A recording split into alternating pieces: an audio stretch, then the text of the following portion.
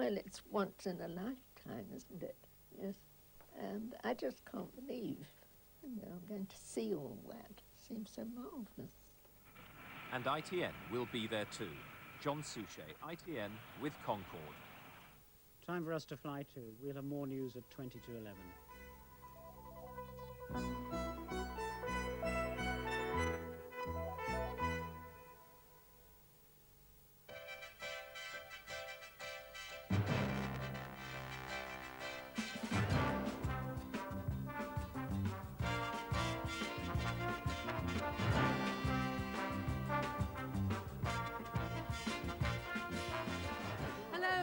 Special welcome to our Christmas Eve edition of About Anglia, the show where anything may happen. Yes, but as per usual, we hope at least we've got the news, weather and sport. But then there's King Henry's consort of musicians with some very unusual instruments. Ooh, and the Wenhaston Boys Choir. Yes, and something about snuff. Something about snuff. That's snuff of that. Anyway, meanwhile, over to John Bacon. Good evening, and detectives believe that arsonists were responsible for a £1 million blaze at a timber yard in Cambridge over the weekend. The worst fire ever seen in the city. Surrounding homes had to be evacuated, and it took more than 100 firemen to bring the blaze under control. Surrey Beddoes reports. The fire at Ridgeonswood Yard in Cromwell Road was well alight by the time the alarm was raised. 50 neighbouring families were evacuated because of the risk of explosions from gas cylinders stored on the site near to fuel tanks. Today, local police praised the fire crews for preventing what could have been an even bigger disaster. More than 100 firemen and 19 fire appliances were used to tackle the blaze, which covered an area over half the size of a football ground. One senior fire officer said it was the worst incident seen in the history of the Cambridge Fire Service. The fire spread quickly because the burning wood created such heat that other timber ignited without coming into direct contact with the flames. Corrugated panels buckled and steel girders bent under the intense heat. Planks and plywood valued at £500,000 was destroyed, along with forklift trucks and one 12.5-ton lorry. Police have now started house-to-house inquiries in the hope that someone may have noticed something suspicious. Meanwhile, forensic scientists from the Home Office laboratory at Huntingdon are sifting through the debris for clues to how the £1 million blaze started. Meanwhile, animal feed worth several thousands of pounds has been destroyed in a fire at Streatham near Ely. The fire broke out at a warehouse owned by Rutledge and Good. The walls of the warehouse had to be torn down, and mechanical diggers were used to move hundreds of tons of feed to allow firemen to reach the seat of the blaze. Work is underway on the major expansion at the port of Harwich. The development on reclaimed mudflats will rival the growth of Felixstowe, already Britain's leading container port. Together, they'll make the Stour-Orwell estuary the most important harbour in Britain. Work has already started to reclaim some of the mudflats between Harwich and Parkston Quay. The Bathside Bay project involves dumping huge quantities of sand dredged from the seabed in the bay dividing Harwich and Parkston docks. Plans recognising Bathside's potential for development have been around for years, but this is the first time that money has been made available. The reason is the denationalisation of Sealink last July. The new owners, Sea Containers, is considering very large-scale development of Parkston to rival the spiralling growth of nearby Felixstowe. There, work has begun on a £400 million expansion project, boosting current capacity by up to 50%. More than 300 jobs will be created if the scheme is given the go-ahead by Parliament. At Parkston, Sea Containers say development will mean extra jobs too, but they say it's too early to know just how many. But as one of the world's major container companies, it is well placed to plan for expansion. Parkston has advantages over Felixstowe. Both road and rail links provide better lines of communication to London. Also, many containers are already handled at Parkston through drive-on sealing ferries and Danish seaways. Now it looks as though the Felixstowe and the Harwich scheme put together will make the Stour-Orwell estuary one of the most important shipping facilities in Britain. A man has appeared in court following a brawl outside a pub in Hemel Hempstead in which 5 people were stabbed. One youth is detained with a punctured lung. The other 4 were allowed home after treatment. They were injured when fighting broke out between 2 groups of youths outside the Fishery Inn. The accused man, 28-year-old David Lamb from Bovington in Hertfordshire, is charged with wounding with intent to cause grievous bodily harm and 4 counts of causing bodily harm. He He was remanded in custody for a week. Developments at two of the region's airports, Luton and Norwich, have been given the go-ahead by the government. Continued support has been promised for the new terminal already under construction at Luton, where approval has also been given for a runway safety area and replacement fire tender.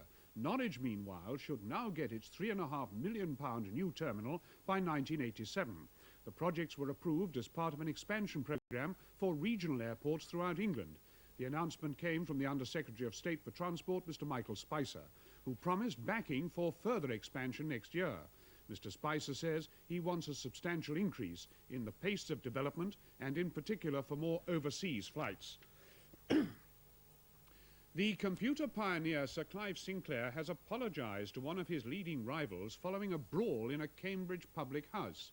Sir Clive, head of the Cambridge-based Sinclair Research Group, was involved in a violent row with Mr. Chris Curry, head of Acorn Computers, in the Baron of Beef pub. It started when Sir Clive, who was knighted for his services to technology, took offence to a newspaper advertisement for the rival firm. Sir Clive said the row is now over.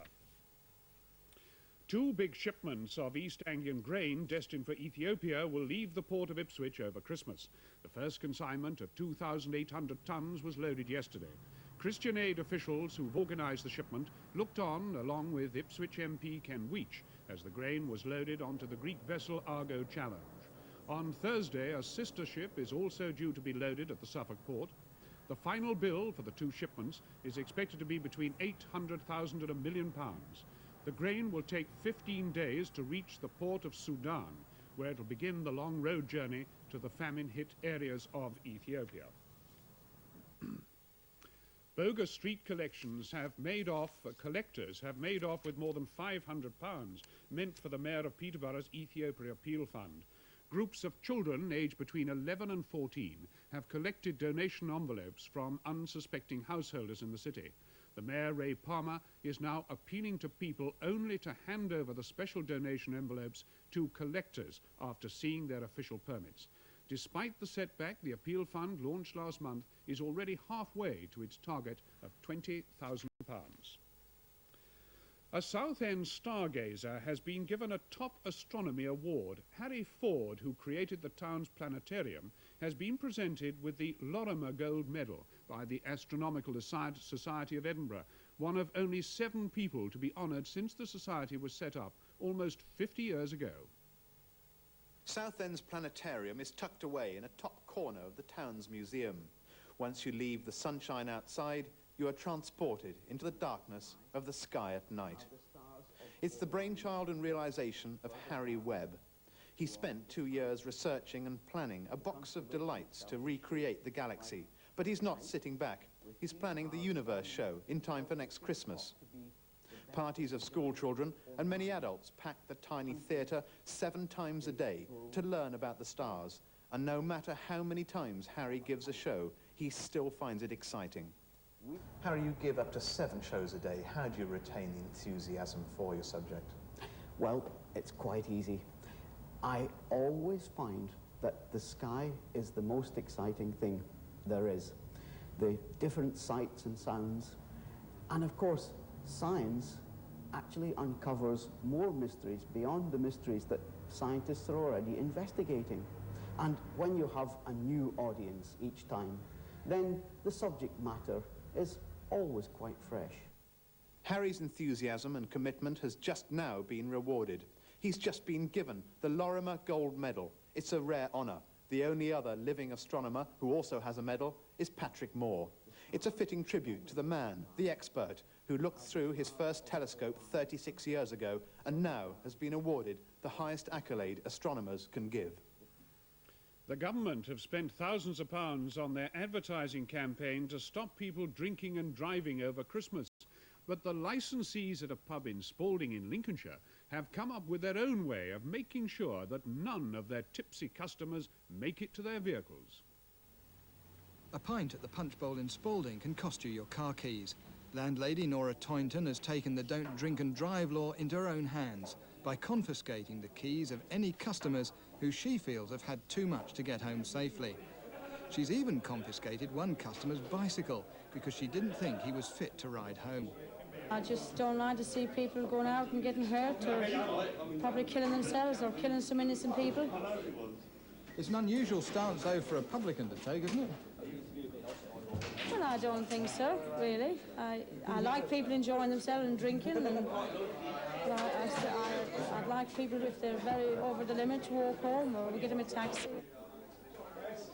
Cars belonging to customers whose keys are confiscated are locked in the yard overnight until their owners are sober enough to collect them in the morning. At first, most people jib at handing over their keys to Nora, especially if they're faced with a long walk home. But nearly all her regulars realise it's for their own good. Well, I think it's very, she takes it very, very serious, and she has done for quite a long time now. She's had taken my keys about on about a dozen occasions, and I've thought about it the following day because some of the states I used to get into. Have you had your car keys taken away? A scooter case. Yeah, I was up here one night, came upon my scooter, and I was totally drunk by the end of the night. I didn't give them to her, she took them off me. And finally, shopping centres throughout the region are reporting record sales this Christmas. Stores at the Arndale Centre in Luton have been packed out again today with last-minute shoppers. The major stores here, such as Debenhams, Marks & Spencer, Littlewoods and C&A, all report increased figures of up to 20% over the same period last year. Shoppers have turned out in force, and this means security must be efficient to cope with the hundreds of thousands who pass through the stores each day.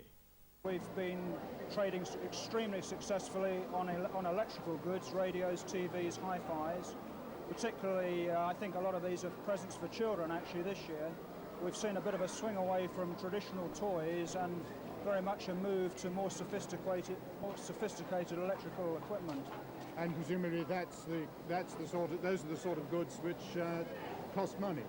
Very much so, yes. These days, certainly, gifts of £100 plus are not exceptional.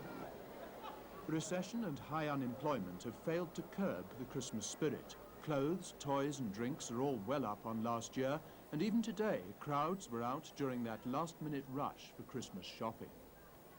Well, that's it from me. I hope that parrot. I hope you all have a wonderful Christmas. And now here's Stuart Gerald with the sport.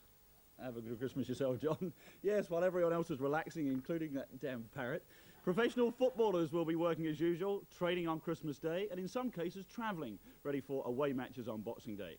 This is the First Division lineup. Luton with a morning kick-off. Norwich have the most attractive opposition, and Ipswich the only side away. And a glance at the bottom of the First Division will indicate just how important those games are, especially for Ipswich and Luton at this halfway stage in the season. Greg Downs is dropped by Norwich after their first home defeat of the season by Spurs.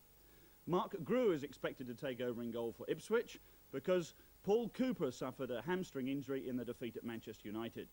Luton's David Priest is suffering from flu and is doubtful.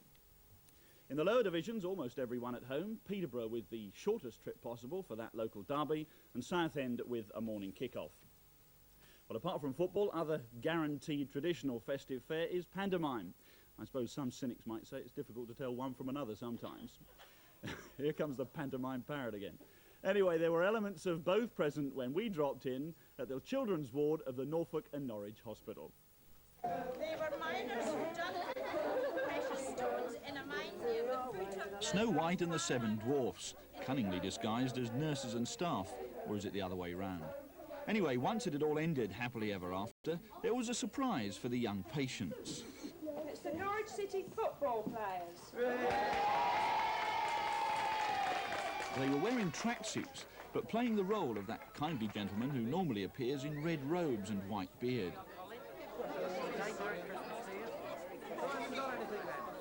What do you think that is? Hey? Do you want to rump on it and see? Go on then.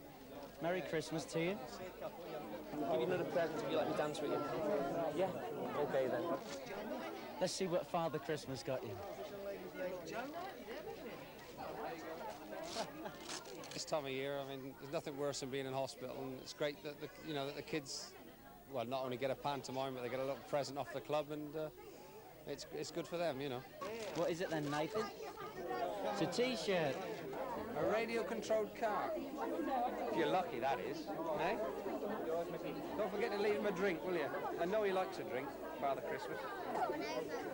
Got right over. What a shame, isn't it? Yeah. This helps. I mean, just listening to him and everything is great.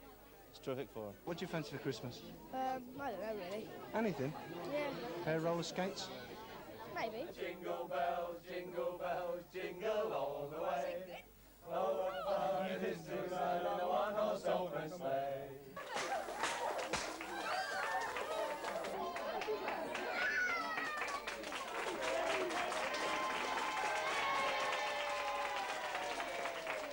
Bit like the party going on here. Anyway, incidentally, a happy Christmas, especially to all those in hospital, I was going to say. But back to the sport. If BC is crazy here.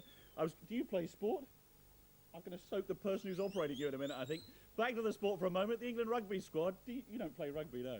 Announced today for the match against Romania on Saturday week. I'll strangle you later. Cambridge University centre Kevin Sims is included for the first time, along with the University fly-half Rob Andrew, and the Northampton pair. Look at this wet script here. Prop Gary Pearce and second row Vince Cannon. They should both be playing for Northampton on Boxing Day, and I think you can see there somewhere Bedford at home as well. I was about to say in less serious vein, but I don't think anything's been serious in here tonight, do you? There's a Christmas Day swim at Hunstanton, Boxing Day cricket at Dereham, and something called a wild and woolly motorcycle scramble at Blissworth in Northamptonshire. The only other thing I know that's wild and woolly is Brooksy with the weather. Where are you, Brooksy? I'm right over here, Stuart. Well done. It could become quite suitable weather for parrot strangling, I think, as the programme goes on. We got colder during the day as northwesterly winds set in and weather fronts moved away to the east. We just needed a degree or two lower in the temperatures, and the rain over the region could well have turned to snow, but fortunately it didn't. Fine and dry overnight once any rain in the east clears, and quite chilly too, with light winds and clear skies, temperatures falling quite quickly, and I think quite a widespread frost. Where the roads are wet, then obviously some icy patches on the roads later in the night. Let's have a look at today's chart. The depression and weather fronts that brought the rain over the region during the course of the morning and early afternoon clearing away eastwards. This is the ridge of high pressure that's building. There are showers in those northwesterlies, but I think they'll die out to the west of us, and that ridge gives us a fine dry night and also a dry start to tomorrow. Cloudy weather not too far away, the next frontal system moving in from the west, and that's likely, I think, to be affecting us during the second half of tomorrow. Let's see if we can pick that up on the satellite photograph. And there we are. This is the infrared picture taken at midday. To the east of the British Isles, you can see the cloud in association with the first of the fronts.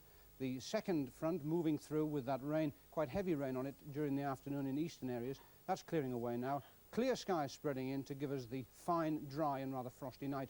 And then I think you can see to the west of the British Isles this massive cloud here that will be moving in fairly steadily, I think, during the course of tomorrow. I look then at the local chart. Well, dry tonight, clear periods leading to a widespread frost. Minimum air temperatures around about the -2 degrees centigrade mark, 28 Fahrenheit, so some icy roads, a bit cold for parrots.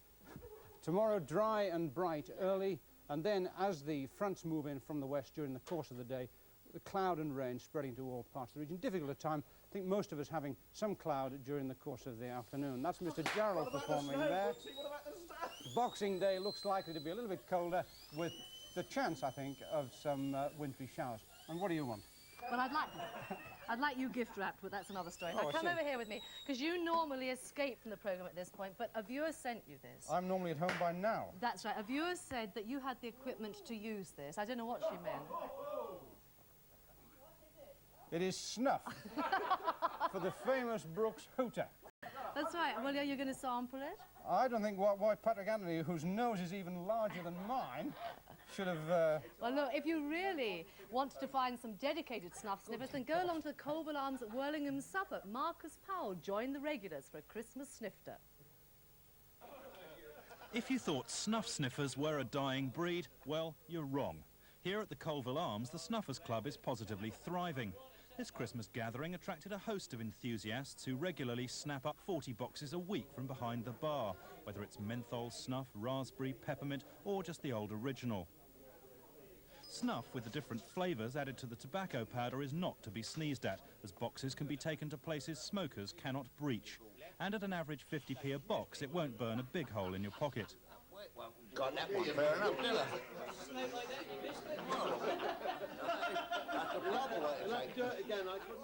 The Snuffers Club has been used as an excuse for the men to sneak off down the pub, but now even the ladies are getting in on the act.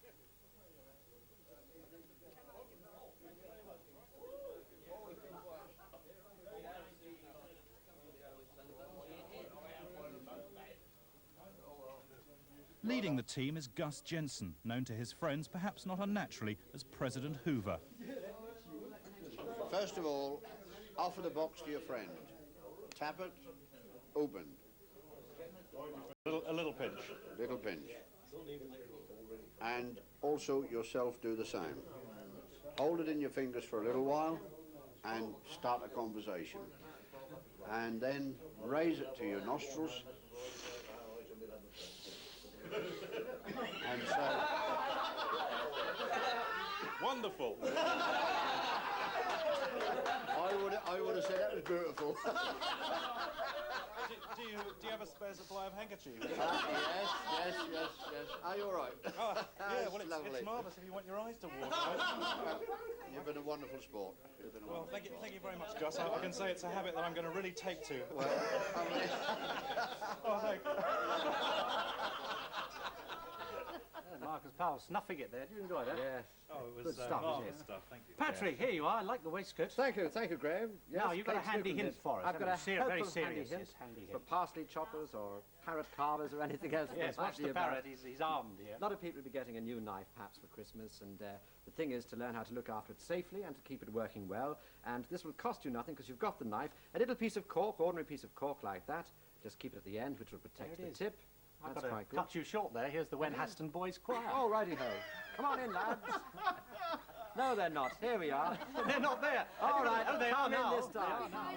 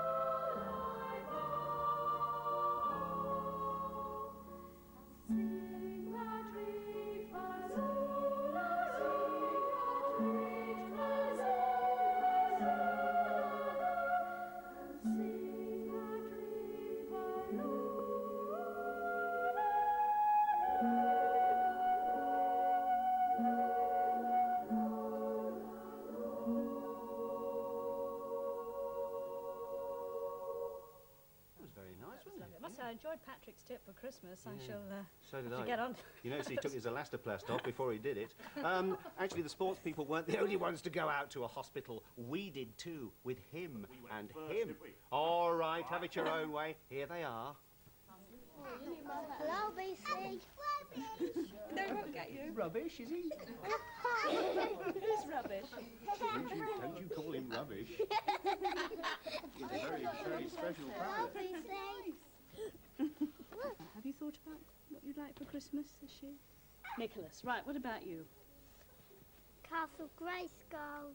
A car for who? Castle Grayskull. Who's Grayskull? He-Man. Who's Grayskull? He-Man. Ah. And I've already got He-Man and I'm waiting for Stratos. Yes. Oh, I see.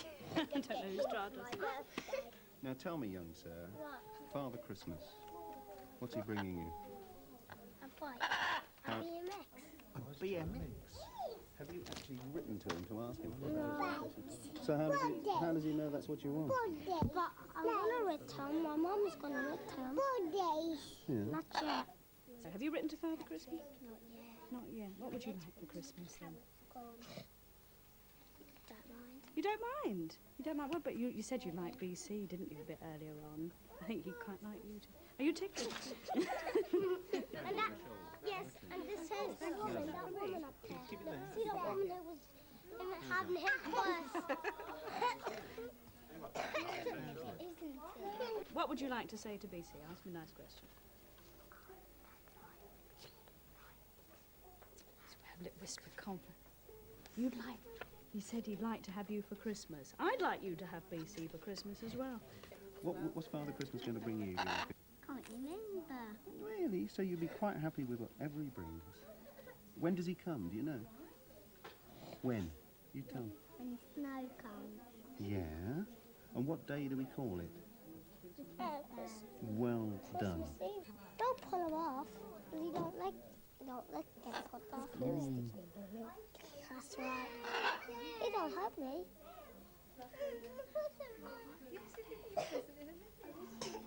And Paul and Helen were at the Milton Keynes General Hospital. Well, now, we've got a drink now, so everything's all right. But you had a part 2 to your handy... I did indeed. Hang on, this They is got serious. me. The cork protects the tip, and this is paper kitchen towel roll. When you've used all the towel, you slip it over the blade, and there you are. You can't cut yourself, and the blade isn't damaged in the drawer. And it costs you nothing. Absolutely nothing. Apart from your towels. Funny bit. Yes, thank you, Graham. Recipe for some unusual Christmas music. Take a number of 16th century instruments like the crumhorn, the racket and the cornemuse, add the sweeter sounds of the Renaissance recorders, and mix with the contemporary guitar and synthesizers, and you get King Henry's consort. Play for us now, Ding Dong Merrily on High.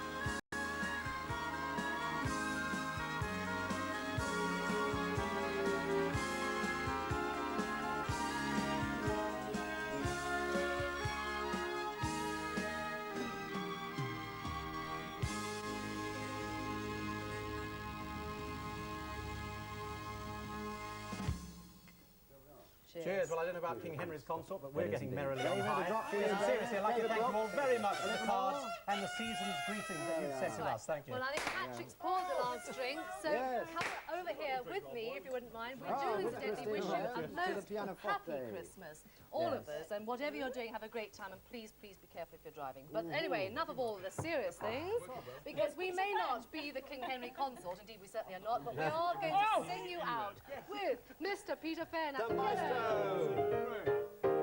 Deck the hall with boughs of holly, fa la la la la la la la. 'Tis the season to be jolly, fa la la la la la la.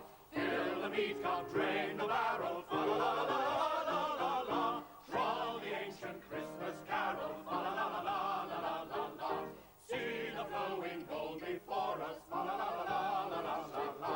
Strike a harp and join the chorus, fa la la la la la la. Follow me in merry measure, fa la la la la la la, while I sing of beauty's treasure, fa la la la la la la, fa la la la la la.